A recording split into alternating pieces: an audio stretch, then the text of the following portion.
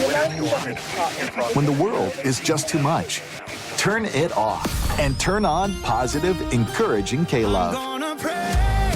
I'm gonna praise. World off. K-Love on. K-Love is sunshine for my soul. I love K-Love. Listen now on your radio, online, or on the free K-Love app. K-Love makes me feel so good. Positive, encouraging K-Love.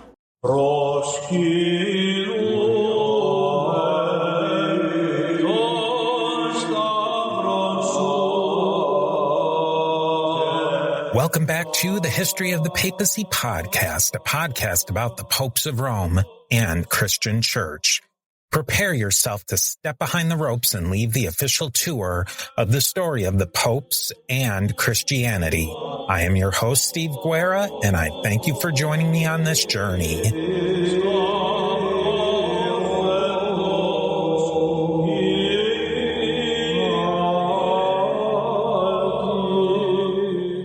Hey everybody, it's Steve here with an encore episode of the History of the Papacy podcast. And I think that this is an interesting encore because it is talking about the war in Ukraine, but not the war that started in 2022, but going back to the conflict that goes all the way back into the mid to early part of the 2010s. And we were on top of that, right? Even while it was happening. I was joined in this conversation by two hosts of a podcast called Lands of Leviathan. I honestly don't even know if that podcast is around anymore, but Brock and Peter really did a great job laying out a lot of the issues that we would really see come to fruition. It's really interesting that when you listen to this episode, you're going to see some predictions were made that some came true. Some of it predicted outcomes that maybe they didn't expect to happen, but happened very much all the same. And I think that one of the things that made me reconsider and view this episode in a different way is definitely the role of religion. I think played a bigger role than what we were thinking in the past on this episode. There was a lot of things that happened in the time period after the 2022 war started. So I definitely highly encourage you to listen to this encore, and I'll be posting some encore episodes to just tie back because we have such a rich catalog, and I want to feature some of these great episodes that kind of get lost in the shuffle. So I will talk to you next time and enjoy this encore episode of the History of the Papacy podcast. Like I said, today we're talking about the crisis in Ukraine and what's going on in Ukraine and what got us to this point in the Ukraine. And to start off, we thought that we would just introduce what we're talking about and what's the current situation. And Brock are going to fill us in on that. Hey there, guys. So for just the crisis in Ukraine that's happening at the moment, I'm sure that most of you have seen this in the news often, all the time, about what's happening. And it's really interesting crisis, actually, because Ukraine as a place exists as kind of this buffer zone between Europe and Russia, and has often played a part of being an area of contestation between these two very large powers. So I'm sure that many of you are aware of the Crimean War that happened in the late 1800s, and a whole bunch of other contests that happened between Russia and Europe, and to a certain extent between the Ottoman Empire as well. But to bring it to the modern part of this conflict, it occurred mainly because the then president, who, please don't hate me for my pronunciation, Viktor Yanukovych, was engaged in discussions and agreements with the European Union of whether to join or not. And Yanukovych actually suspended these talks, which eventually led to outright contestation between people who were pro this agreement and anti this agreement. And it actually brought to bear a whole bunch of other ethnic disagreements that had been fermenting in the region for quite some time. So Ukraine is home to quite a large number of ethnic Russians, or sometimes referred to as Russophone peoples who speak Russian. And a lot of those people are left over from when the Ukraine was controlled by different dimensions of the Russian Empire as well as the Soviet Union.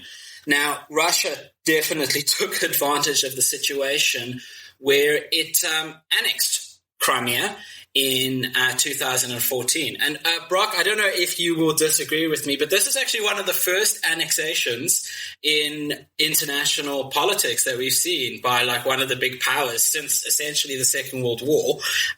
So it was really interesting for us political scientists to have a look at. But I think it was interesting. I'm going to jump in there because it was quite a unique historical occurrence in the under the microscope of the last 50 years, but it was not necessarily surprising. No. It was a historical practice that normally took place between large powers, political powers, or even empires.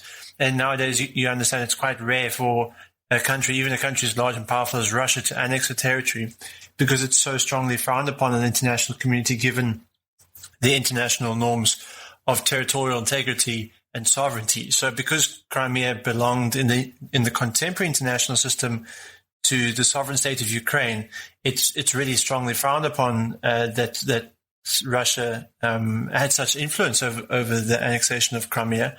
But yet at the same time, like I said, it wasn't that surprising, given that between Viktor Yanukovych's rescinding or walking back of the discussions with the European Union and the subsequent referendum that took place in the Crimea to establish what the sentiment was among the people there regarding their feelings towards Russia and how badly they want to be a part of the Russian state. And that referendum came back as a 97%, well, very controversial, 97% in favor of joining Russia. And when that result was released, sometime in March in 2014, then Russia took advantage of that and they jumped right in and they said, right, because these people want to be, they consider themselves Russians, and because they want to be part of the country of Russia, we're going to take it over. And Ukraine, having the sense about itself to not contest that violently, they reluctantly handed it over. So people kind of understood historically and they understood legally what had just happened. And so it wasn't all that surprising, but yes, it is certainly within the contemporary world of politics, quite an anomaly. Now, to explain it further, so there's a divide between the East and the West in Ukraine. What's the battlefront now, or what's the crisis at this moment? Well, it's interesting now because you've actually got a bunch of separate regions that are largely separated between North and South. So the northern part of Crimea is still, Russian separatists getting involved there. The southern part of Crimea is still under a certain amount of control of the Ukrainian government, but they're still under conflict there. Brock will talk more about this because I think he knows a little bit more, but you've also got quite a bit of like Russian separatist movement in the eastern part of Ukraine totally. So it's important to note here that Crimea is in like the northeastern area of the Ukraine, which puts it on the border with Russia. And it's, north of Kiev, which is the capital city. And what's interesting here is that it provides quite a lot of contact between Russia and what is now the NATO-controlled part of Europe, which is one of the reasons why Russia did this in the first place, was to create a buffer between a Ukraine that is part of NATO and Russia herself, which obviously wants to stay as far away from NATO. So you've got these battle lines being drawn pretty much down the middle of Ukraine, separating the east and west from each other. Yes, that's quite accurate. The eastern part of Ukraine, like Peter says, is definitely sympathetic towards the Russian state. given that they consider themselves Russian. A lot more than half of the population there, if you ask them, what nationality they belong to, they would tell you that they're Russian. They speak Russian, they go to school in Russian, they practice Russian traditions, customs, and they're part of the greater Russian culture. Thus, there's great sympathy for rebel movements and rebel separatists within that area, within that geographic area that wish to break away from the Ukraine. And currently, that sentiment remains strong. It has been stronger over the last 2 years than it is right now. We know that since the ceasefire in February last year, things have calmed down to a certain extent, but it remains a crisis. Things are still heated, and separatists still exist, and they still wish for their territories to be reunited with Russia. But that is not going ahead. There's very slow political movement on that front, and fortunately, sober heads are prevailing in preventing all-out warfare within that zone.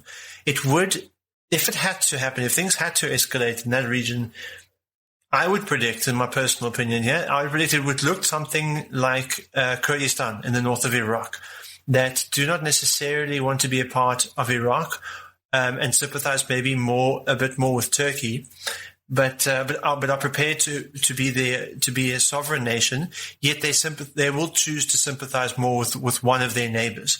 So in a war like that, it tends to be protracted. The conflict can become more than political; it becomes cultural, and as conflict drags on, so it becomes historical, and it would be very difficult to solve a problem like that. Which is why, although things could be worse in the eastern territories with the separatist movements in Ukraine, it's important not to let anything get out of hand, and that's why it remains a crisis. It's a powder keg at the moment that if not dealt with soon, although peaceful now, if not quenched for good, could lead to protracted antagonisms between Russia and the greater region of Eastern Europe and the European Union. Hey, Steve here. If you're enjoying the History of the Papacy podcast, consider joining us on Patreon at patreon.com/History of the Papacy. We're working toward going completely listener funded, which means no more ads ever. When you join, you get early access to episodes, monthly book giveaways, and most importantly, your name is added to the History of the Papacy Diptychs, our own list of commemorated supporters. You can become an Antioch level supporter for just $3 per month, but it makes a huge difference to making the History of the Papacy ad-free and independent. Nobody likes ads, not you, not me, and I'm the guy who records them. So let's just get rid of them. Visit patreon.com/History of the Papacy and join today. When the world is just too much, turn it off and turn on positive, encouraging K-Love. I'm gonna praise.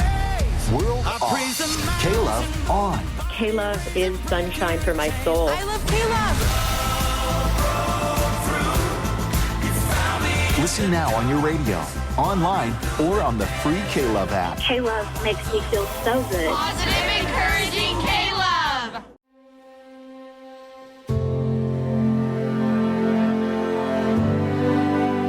Hello, I'm David Jeremiah, here to remind us that America's 250th anniversary is more than a milestone to celebrate. It's a moment to remember. We remember the blessings of God and the gift of freedom. We need also to remember the responsibility that comes as a result. A nation is not held together by prosperity alone, but by truth, virtue, and the character of its people. And if we are to leave this country strong for those who come after us, then we must pass on more than just history. We must pass on faith. So let us thank God for His goodness to America and ask Him to guide us in the days ahead. May God bless America. And Peter S. and Brock, do you see in the Ukrainian context, is the religious aspect as important as it is as maybe it is in other conflicts around the world? Well, to be honest, I think that the religious impact is actually not as important in this conflict. And in a lot of times, religious impacts are overblown by media and the way that these things are reported, because religion is a very easy explainer of specific things. Oh, it's religious conflict. That explains it. We're done. What I would say more is that it's a cultural conflict. And the reason I say that is if you go back into the history of the region, Russia has been essentially separated from European political development basically up until the end of the Second World War, and since the creation of the Ottoman Empire. Once the Ottoman Empire took over, and if you look at a map of where the conflict is now, all of that area was controlled to a large extent by the Ottoman Empire. And that led to a situation where Russia, which was a European power before the Ottoman Empire, had to develop independently. Suddenly, with the demise of the Ottoman Empire in the First World War, the creation of states now, which Ukraine was one of them, as well as, what was Czechoslovakia, which is now obviously the Czech Republic, and Slovakia, it created a whole bunch of different political units, which Russia and Europe now had to deal with, but with two very separate ideas of how to deal with them. And if you, Brock is our international relations expert, so, I'm sure he'll weigh in here, but I think that really one of the biggest things here is that the West at the moment, which I'm excluding Russia from, operates on a very idealistic idea of international relations. They want to try and create this globalized world of a community of nations, which was the founding principles of the United Nations. And America, as being one of the vanguards of this idea, along with NATO, has been trying to draw in a whole bunch of different actors into this idea, which is a very cultural Western idea of creating this community of nations. Russia, on the other hand, operates on a much more realistic theory of international relations. They see any incursion into their space as an aggression. So when, for instance, Ukraine got invited and accepted into the NATO alliance, that created a very scary situation for Russian international thinkers and foreign policymakers, because it meant you had an essentially foreign power right on your doorstep, which Russia's never been used to because they've always had buffer states. So what you have here is something that was coined by a thinker called Samuel Huntington. It's a clash of civilizations. One is Russian, one is European and American, two ideas coming together that might not necessarily gel that well. Now, on one side, you do have Protestantism and Roman Catholicism, and on the other side, you do have Greek Orthodoxy. But I don't think that they're that important. I think that's a way to explain it that makes it very simple. But I think if you look deeper, these are cultural conflicts that occur continually and have been occurring for the past couple of 100 years. I agree with Peter S. there. If we look at the history of Russia's influence in the Ukraine and broadly throughout Eastern Europe, it has definitely been one of a realist nature. Even before, the state, when it was the Soviet Union, it was very big on exercising its sphere of influence, on expanding its sphere of influence. And that sphere of influence is basically can be sometimes a geographical area in which there's a physical location of Russian presence, where they're able to control policy, where they're able to influence public opinion, where they can produce certain media outlets, where they can host public rallies, and they can ultimately culminate support for the dominant regime. But a sphere of influence can also be an intangible room in which there's an ideological power behind Russian dominance in this case. And both spheres, the tangible, the geographic location, and the intangible sphere of influence were both used by Russia in very smart and powerful ways to overwhelm parts of Eastern Europe, to get people to buy in to being Russian, to identify with the Russian culture and the Russian identity. Now, part of that was religious, where people were inclined to call themselves Russian Orthodox, or at least participate in religious practices that were not intensely European. Then Mother Russia would condone that. But if it had its say, it would ultimately override political conflict. It did. Historically, Russia has not enjoyed practicing religious customs, or at least accentuating the religious aspects of its culture in a way that jeopardizes its political stability and its political influence and its political strength. So while we have seen antagonisms between religious factions, between Russia and the areas around it, and particularly in the Ukraine, it's not been a driving force behind the conflict as much as it has been in the past. And we could certainly look to use its international behavior, its behavior in international realm, and it particularly within its spheres of influence, that explain this conflict a lot better, such as ideological propaganda and cultural differences, where we can see. If we had to look at this in terms of, if I had to try and vindicate this opinion, I would look to the types of conflict that are being practiced by the parties involved. So if it was true that the religious conflict here was salient, you would see you would see old-fashioned pitchforks and torches coming out. You would see bands running around in the streets, seemingly disorganized, rather vehement, malicious, but ultimately on the grand scale controllable. It would not break out across borders. It would not gather international movements, perhaps international sympathy or support, but it would be a rather disjointed effort between the factions. And that's not what we see. Instead, what we see is a far more cohesive insurgency that is organized around ideological similarities. They are not as active as insurgents could be, but they are certainly well equipped, well armed, well trained, and they share strong political motivations rather than religious ones. So, because of those features of the fighting factions, I'm inclined to say that religion is not at the heart of this conflict. What it sounds like you're saying is, and correct me if I'm wrong, that the religion is almost a way to just another piece to identify which tribe you're in. Yes. It's another, you wear a certain soccer shirt, and it's a way to say that you're either more Russian focused or you're more Western focused. I agree with you. I think I shouldn't undermine how intense the conflict is, and when it is this calamitous, you will look for anything in your enemy that differentiates them from you. So if they happen to be part of a different religion, a very powerful identity factor, then of course you will mention that as part of your differences, and like you say, it could come down to the sports team that you support.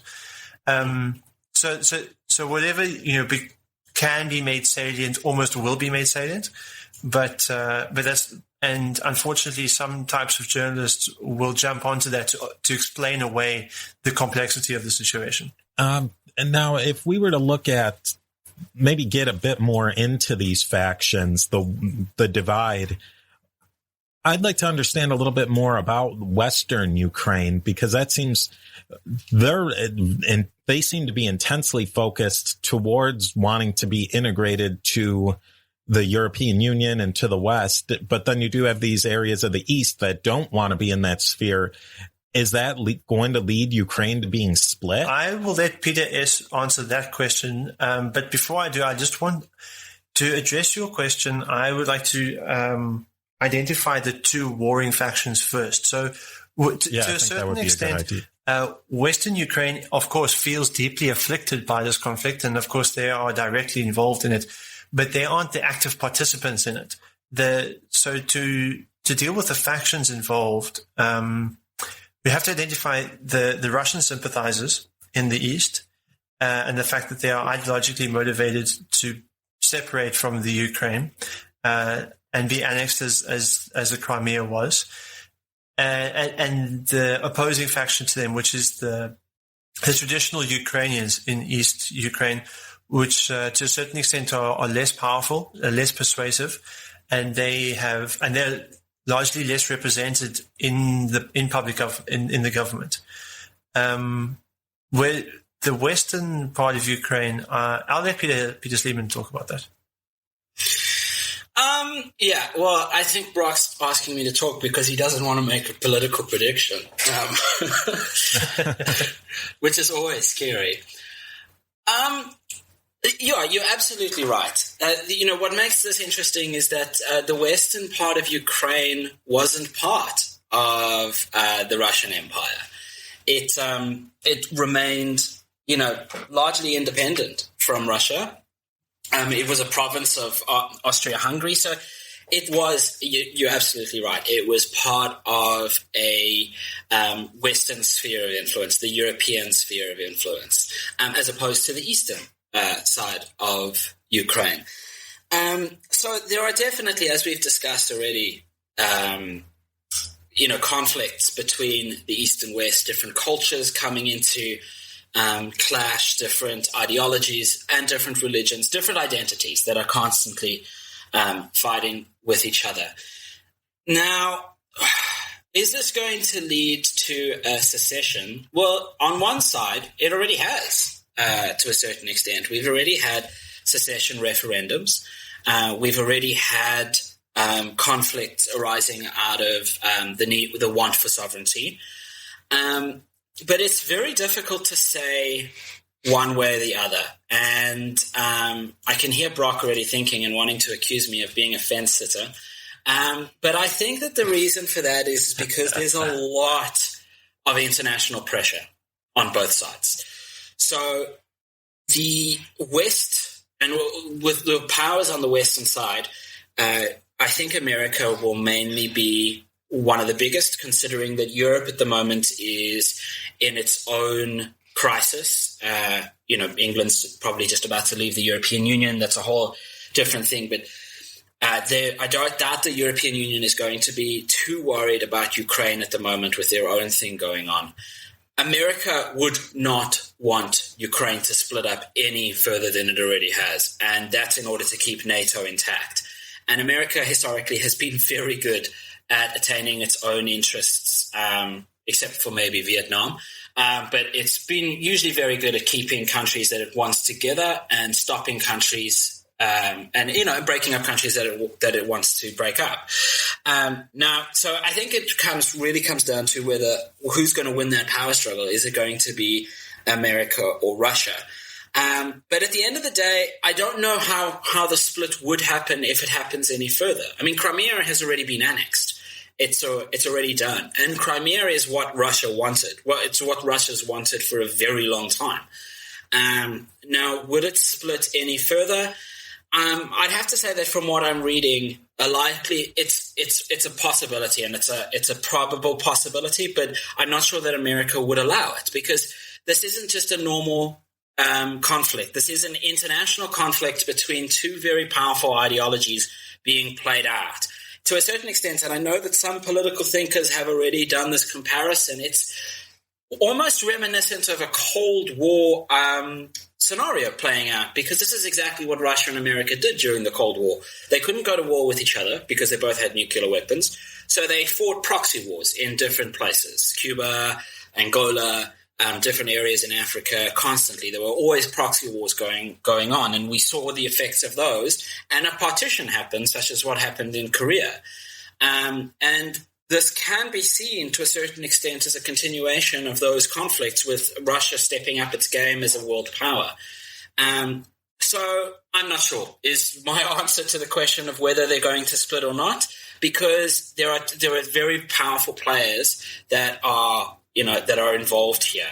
But what I would like to bring up is Broc, just to interrupt you, is Broc and I recently did a talk on the Panama Papers, and Poroshenko, who is the president of Ukraine at the moment, was very heavily implicated in the corruption scandals of the Panama Papers. Now, that's going to have an effect on the demographics on the people of Ukraine. Poroshenko has often shown himself or presented himself as a very high-minded, fair, ideal politician, and he's proven himself not to be. Now, the effect that that's going to have, I think, is going to lose him a lot of trust in Western Ukraine and vindicate a lot of his antagonists in Eastern Ukraine. And I think that, if anything, that would probably add to the possibility of a split happening. To Brock or Pete S., do you think that NATO will directly get involved, or the United States? Is it that important? And what would be the consequence of that? Look, again, it's difficult to say. In international relations, things move incredibly fast, and you've seen that NATO gets involved in things that they said that they wouldn't, and they don't get involved in things that they probably should. So, last thing that NATO was involved in was the conflict in Libya, which they were very much criticized for. And NATO is an international treaty signed between a whole bunch of Western states, America, England, France being the major ones, but there are tons of different states involved in that. But unfortunately, NATO is often seen as an American actor. It's not, but America does have very strong sway in that. Now, I don't know. It's difficult to say because, it refers back to your earlier question of whether Ukraine could split or not. And as I said, Ukraine already did split. I don't know if we've mentioned this before, but the Donetsk People's Republic, they did self-proclaim themselves as independent. Now, I just saw that they have signed an agreement that says that they will reintegrate as long as they get some kind of self-government in a new constitution, basically setting up Ukraine as a federal state. Now, if that happens, I don't see any reason why NATO would want to get involved. And not to mention the fact that if NATO gets involved in a conflict that involves Russian fighters, that's a recipe for disaster. And American policymakers know that very much. They're very aware that they don't want to get involved into any kind of close quarter combat with Russian fighters, and neither does Western Europe. England and France, basically any nuclear-powered state will not want to get involved in conflict with any other nuclear-powered state.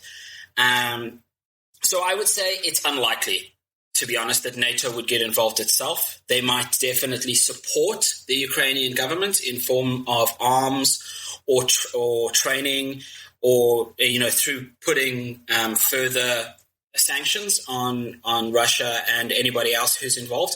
But I doubt very much that NATO itself would get involved to exacerbate the conflict. That being said, I don't know. I could be wrong about this. We've learned to be very careful about the predictions we make about what's going to happen in these very highly volatile conflicts. Steve here with a quick word from our sponsors. When the world is just too much, turn it off and turn on positive, encouraging K-Love. I'm gonna praise. World off. K-Love on. K-Love is sunshine for my soul. I love K-Love. Listen now on your radio, online, or on the free K-Love app. K-Love makes me feel so good. Positive, encouraging K-Love.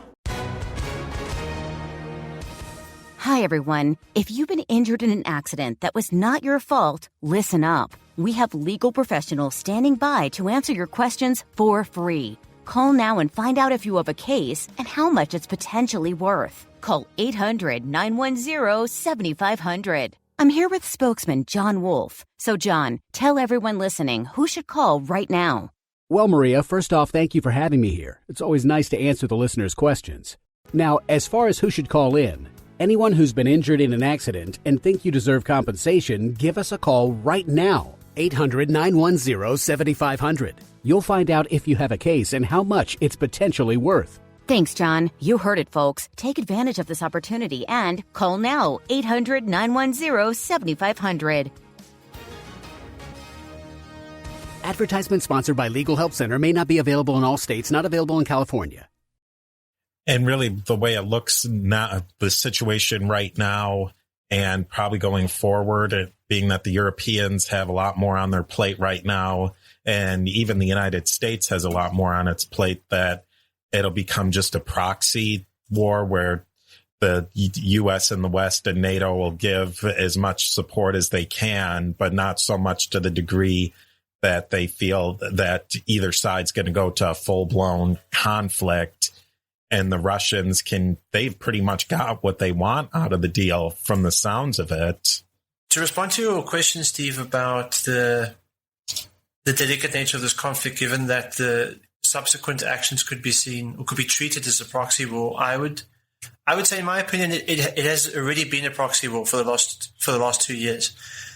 It's Russia was able to convince the international community that it just wanted a tiny sliver of land called Crimea, and when it got that, it pulled its hands out and it convinced it made public statements saying that it had no more interest in the future of the Ukrainian people.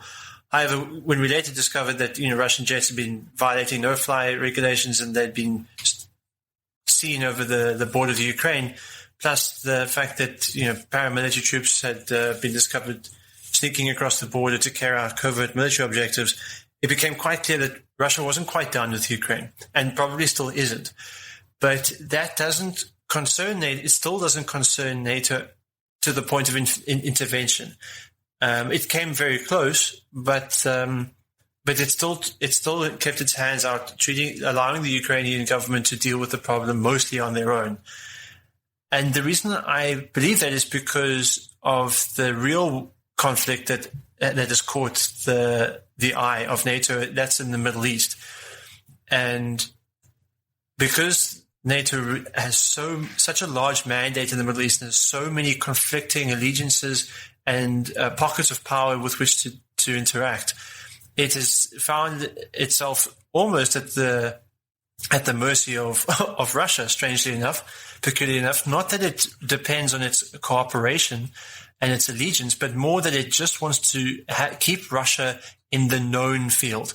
So rather than having to add Russia to the list of factions whose intentions are unknown, it's quite happy to be semi-friendly with Putin and his administration, particularly his military advisors, so that whatever its interactions are with Turkey and with ISIS, that NATO doesn't have to count on its cooperation, like I said, but more just know what its intentions will be, and it can count on them to follow through on those intentions.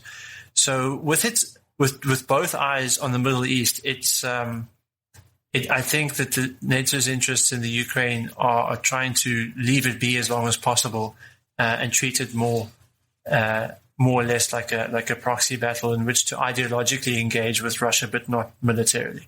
And Pete, do you have anything to wrap up for today? Yeah, I think I completely agree with Brock. I think I'm a superior student.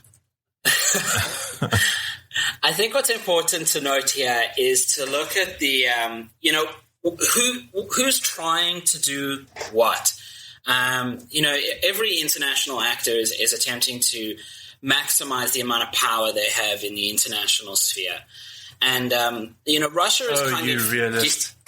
Russia is kind of getting back on its feet after, a huge amount of changes that happened since the fall of communism. And it's really starting to, throw its weight around in the international community. And, Brock alluded to that with, Russia going up against ISIS when America was kind of not really willing to get involved again in another conflict in the Middle East.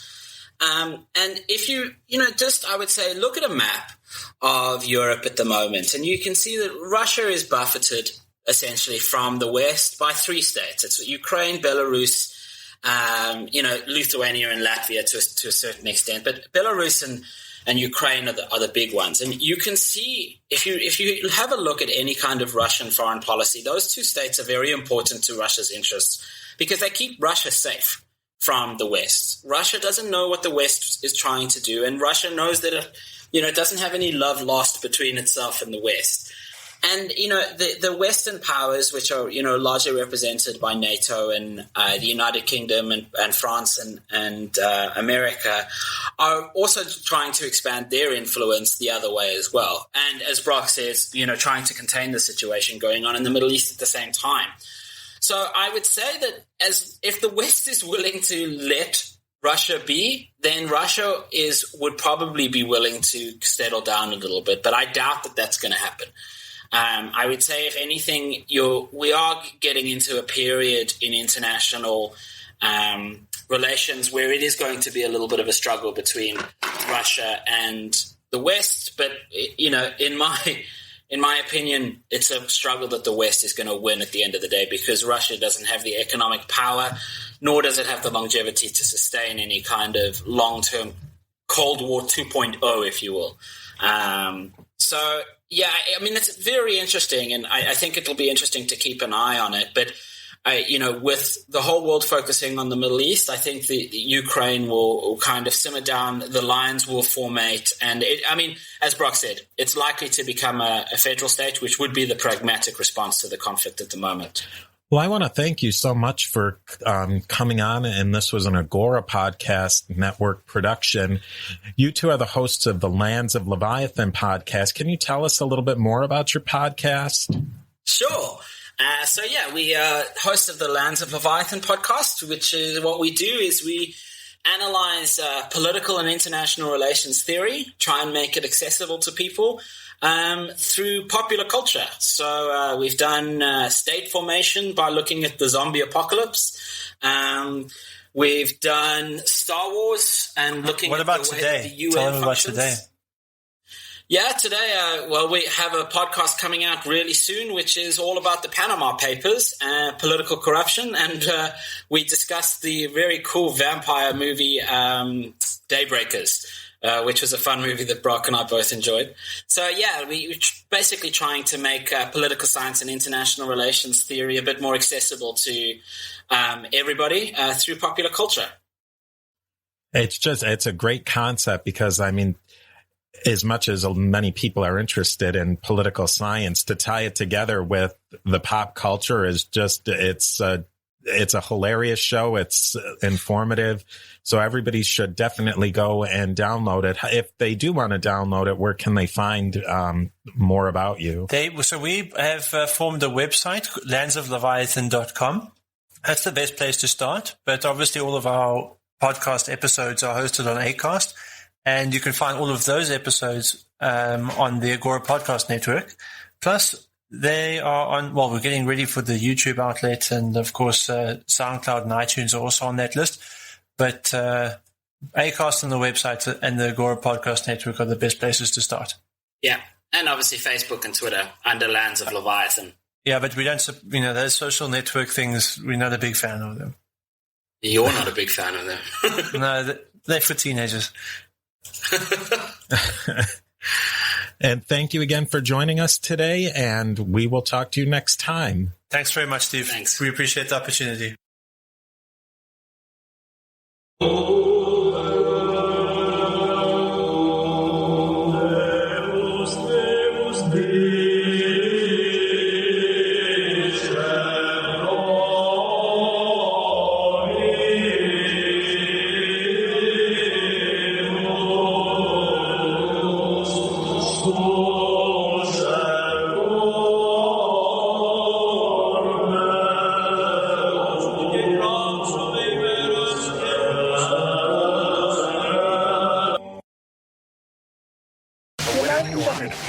When the world is just too much, turn it off and turn on positive, encouraging K-Love. I'm gonna praise. World off. K-Love on. K-Love is sunshine for my soul. I love K-Love. Listen now on your radio, online, or on the free K-Love app. K-Love makes me feel so good. Positive, encouraging K-Love. Hi, everyone. If you've been injured in an accident that was not your fault, listen up. We have legal professionals standing by to answer your questions for free. Call now and find out if you have a case and how much it's potentially worth. Call 800-910-7500. I'm here with spokesman John Wolf. So, John, tell everyone listening who should call right now. Well, Maria, first off, thank you for having me here. It's always nice to answer the listeners' questions. Now, as far as who should call in, anyone who's been injured in an accident and think you deserve compensation, give us a call right now. 800-910-7500. You'll find out if you have a case and how much it's potentially worth. Thanks, John. You heard it, folks. Take advantage of this opportunity and call now. 800-910-7500. Advertisement sponsored by Legal Help Center may not be available in all states, not available in California.